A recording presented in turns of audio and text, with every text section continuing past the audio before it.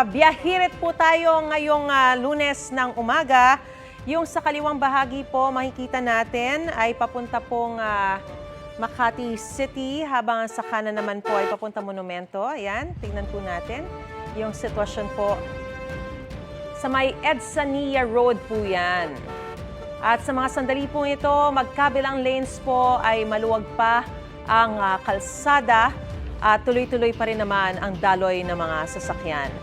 Dako naman tayo sa NLEX Balintawak.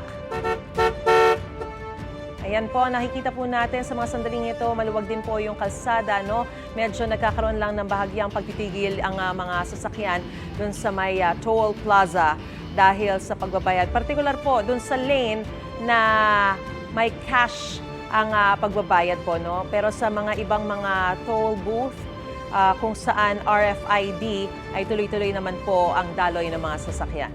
Dagdag abiso po sa mga daraan sa NLEX, may mga lane na isasara sa ilang bahagi ng expressway. Simula mamayang alas 10 ng gabi hanggang alas 4 kinabukasan, isasara ang lanes sa may NLEX Santo Tomas sa Pampanga. Sa northbound, apektado ang Lane 1 paglampas ng Pao River Bridge. At sa southbound, apektado rin po ang Lane 1 paglampas ng San Matias River Bridge.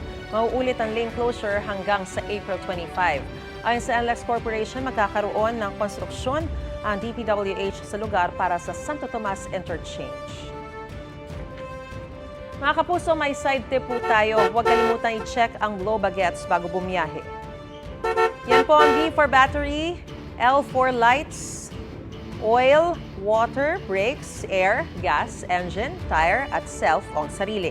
Dapat hindi tayo naantok habang nagmamaneho. Kung magkakaroon naman ng aberya sa biyahe, tumawag po sa MMDA Hotline 136 na bukas 24/7. Kaya ingat po tayo mga kapuso sa ating mga biyahe. Gusto mo bang mauna sa mga balita? Mag-subscribe na sa GMA Integrated News sa YouTube at tumutok sa unang balita.